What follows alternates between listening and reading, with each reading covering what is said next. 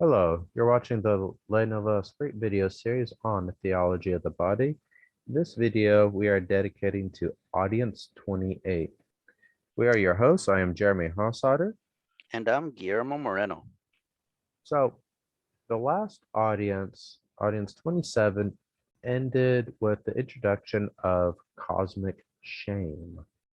So we hinted that there are going to be two concepts of shame examined by JPII, and now we're going to begin making that distinction. We want to first note that the man of original innocence is replaced by the man of concupiscence. The man of original innocence is man in the situation of original innocence before he fell. The man of concupiscence is the man after original sin. And we all today are men and women of concupiscence. So the man of concupiscence is directly addressing our situation here and now, and everyone between Adam and Eve to our time, and also all future men and women. We're all this man of concupiscence. So cosmic shame is shame in the face of nature and God. For recall, in Genesis 3, Adam and Eve, they made clothes and they hid themselves from God. And the reason why they hid from God is because they were afraid of him. And so you have a shame that's in the face of nature and in the face of God, this fear before nature and fear before God. Now, there's a second kind of shame that needs to be distinguished between this. And the second shame has its root within the communion of persons. The second kind of shame has its cause in the internal disorder that originates due to original sin within the context of the communion of persons. And so there are three characters of this second kind of shame. There's an immanent character, a relative, and a sexual character. So immanent means, and we'll quote the Oxford Dictionary here, quote, existing or operating within, inherent, end quote. So the immanent character of shame is that it takes place within the dimension of human interiority. It occurs in the heart of man. So that's why it has this immanent character. It's taking place within man. It's operating within the heart of man. And it's also relative. And we need to go back to the definition of relative. So again, Oxford Dictionary, quote, so considered in relation or in proportion to something else, end quote. So relative means it's in relation to another it's in relation to another person. It's in the shame is in reference to another. And so we're talking about an experience between man and woman and man. And so this shame is reciprocal. Both the first man and the first woman, they hide their nakedness. And this points to the sexual character of this shame, because the first man, first woman, they made loincloths to hide the visible sign of their masculinity and femininity. They didn't make clothes to cover their entire bodies. They made clothes to cover that visible sign of masculinity and femininity. They made loincloths. They didn't make a dress that goes down to the toes or whatever. You still there, Guillermo? Yes, and I don't really have anything to add here. All right. I'll keep on moving then. So the sexual character, we want to focus on this. JP2 asked the question, is the sexual character of the second kind of shame only relative, or is there something immanent to it? And he answers, yes, there is an immanent character.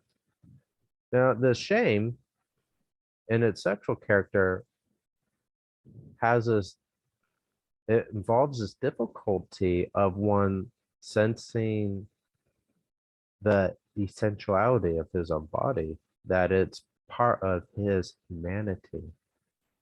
There's this difficulty in the man in identifying with his body.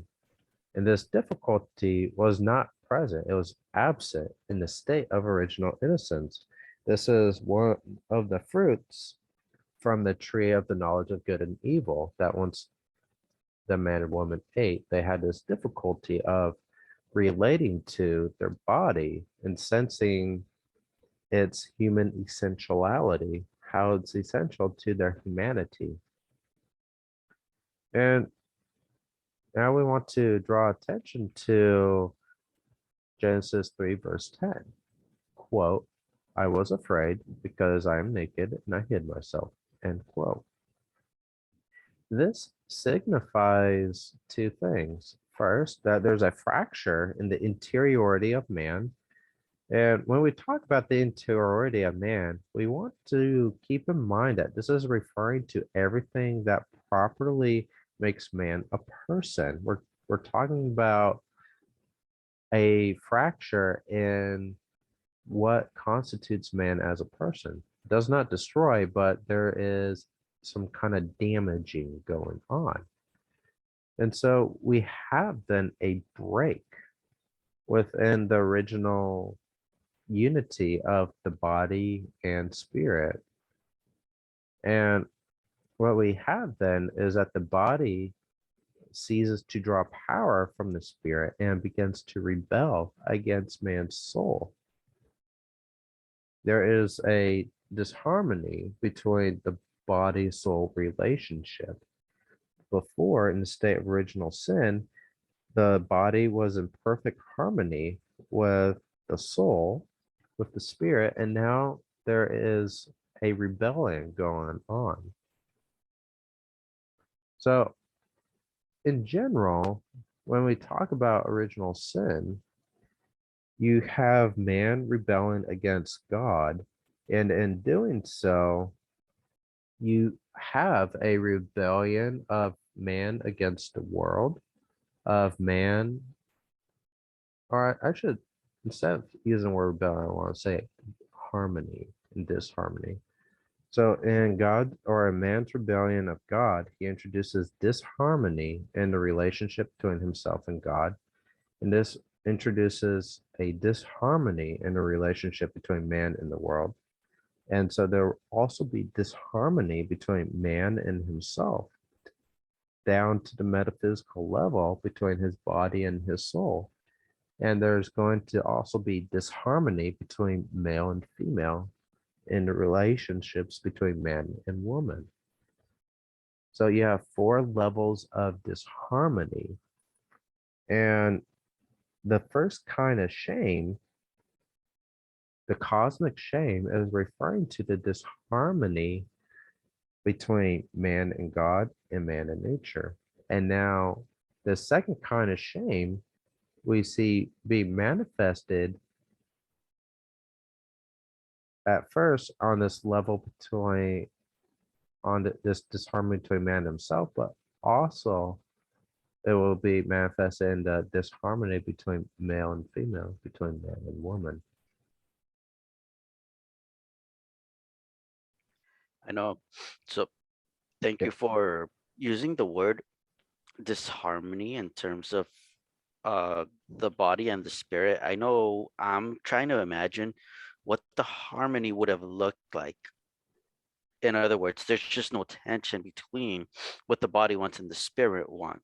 Both want um the to be what we are, a gift to another person, and rather than taking. So there's this mutual, and I should say this mutual relationship of gift. And when you have both parties experiencing this harmony, um, we just see something very different. from what we experience as historical man. Yeah. Yeah, no, that's a good point. It's just on some level, it does seem hard to grasp that harmony of the first man, first woman Hmm. between their body and souls, because we experience this rebellion every day. Yeah. And the smallest ways, it could just be a urging of eating more potato chips after you've eaten a reasonable amount, but your body is still demanding more and more and more. You know, Hmm. the body has its own inclinations acting against what's good for the spirit, or even for its own self, because you just eat too many potato chips, you're going to get sick. Yep. But it's that kind of tension between body and soul that's absent.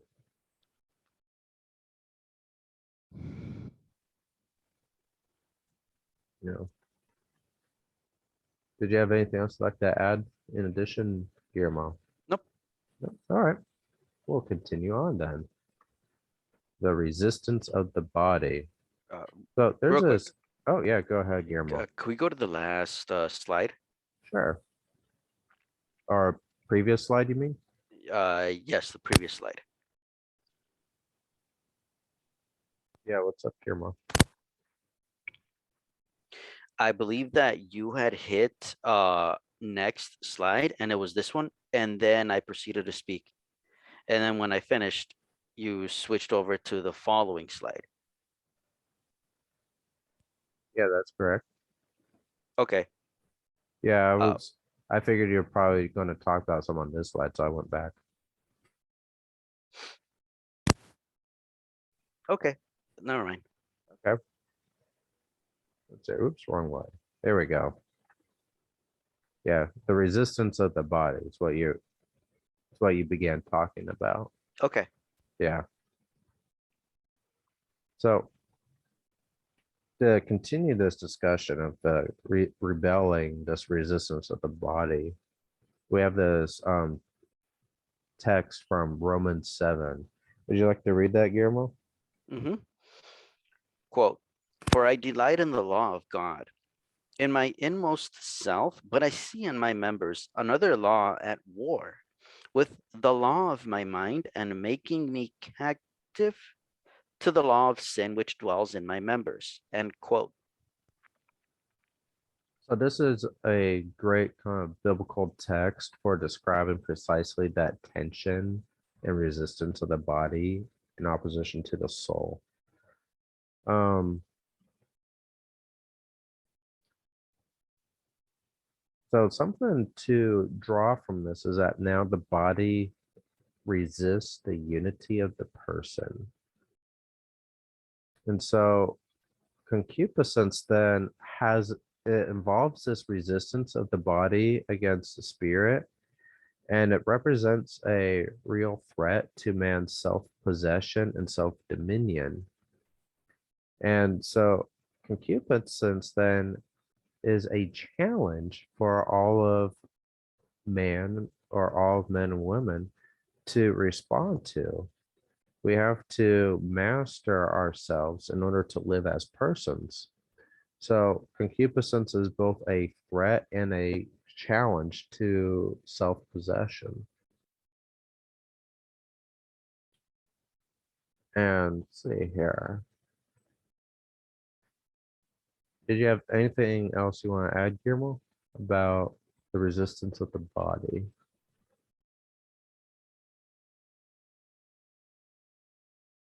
In the section under concupiscence, yeah, I do see the terms self-possession and self-dominion. Right. All right. It just helps to, when it comes to understanding what concupiscence is, yeah, it's this difficulty with directing our actions. Why? Because our bodies are demanding one thing and our spirit is demanding something else. this really just helped to shed light on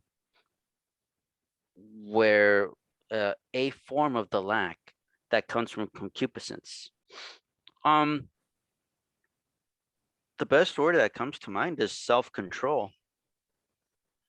And I think that's still distinct from self-possession and self-dominion. But for historical man, self-control is kind of what it's come down to.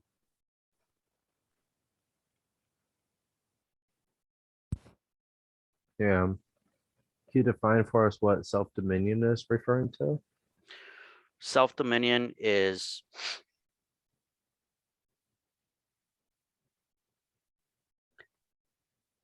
having the yeah, I'm just finding too much of a distinction between control and dominion, and maybe I'm overthinking it. Yeah, I'm kind of wondering if you were or not. Okay. I'm just thinking because JP2 uses self-dominion as synonymous with self-mastery. And that seems to Okay. me to imply the concept of self-control. Yeah. Okay. Very good. Okay.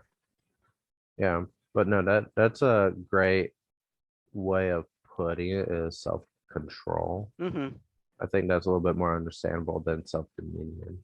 Okay. But yeah, we just think self-control is you need to rule over yourself, Mm-hmm. and that's requiring a taking possession of yourself, right? Yes. You have to have control of yourself in order to possess it. Yeah. All right. Anything else, Guillermo? Nope. All right. Moving on then.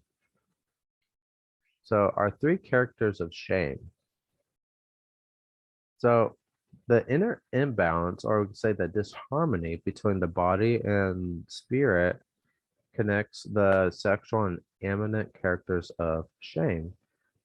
Sexuality brings to light this imbalance of concupiscence that is within man, that is immanent.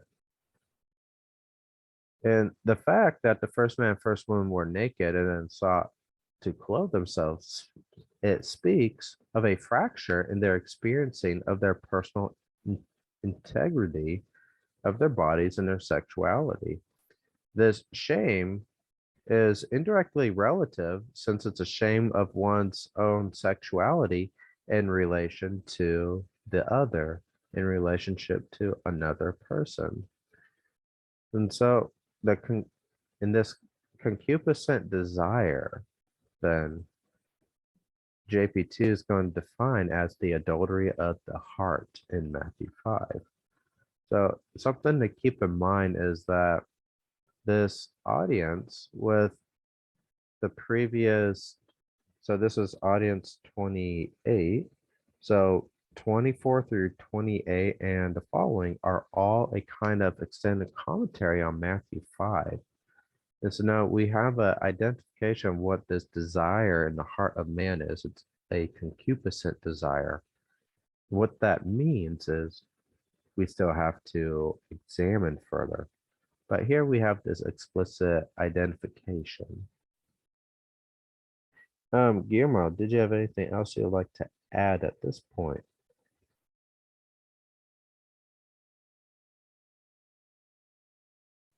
Sorry. No, I don't. Okay. In that case, let's move on. The human heart. We've mentioned this in a previous video, but the human heart is going to be the place of desire, shame, and concupiscence. The birth of shame points to the inner heart of man because this birth is the closing off of the self from God and the opening up to the world within man's heart. When man rebelled against God, he casted God from his heart and has left a vacuum, a empty room in his heart, which the world supplies with its own content. And that content is concupiscence. And so the birth of shame is also the birth of the threefold concupiscence of First John chapter 2. And the threefold concupiscence is the concupiscence of the flesh, the concupiscence of the eyes, and the pride of life. Now, the shame of the body is motivated by concupiscence. And we do have this important point about distinguishing between the biblical and psychological meaning of desire. So, psychologically speaking, desire springs from a lack or necessity that has to be appeased, whereas the biblical meaning is referring to the state of the human spirit distanced from the this original simplicity and fullness of values. Or we could think of it as the distance from our situation of original innocence, that state of man before um, Adam and Eve's disobedience with the eating of the fruit. And so, let's say, so the psychological then is referring to something that has to be appeased. It's a desire that has to be appeased. There may or may not be values associated with that. Whereas the biblical, it's this measuring of it has as its reference the hierarchy of values that the psychological may not necessarily have. Here. Now, an important point then is simply this, that the first experiences of the body in the beginning, when the first man and first woman are in the state of original innocence, are now transformed by the dimension of the world through the introduction of shame and the concupiscence of the body. So, in the state of original innocence, the first experiences of the body are within the dimension of God, within his original vision of creation, of man and woman. And now this is transformed by the dimension of the world through concupiscence and shame.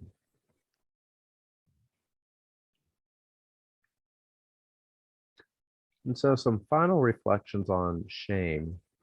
Shame now has a twofold meaning. It is a threat to value, and it's a call for the preservation of value in a interior way.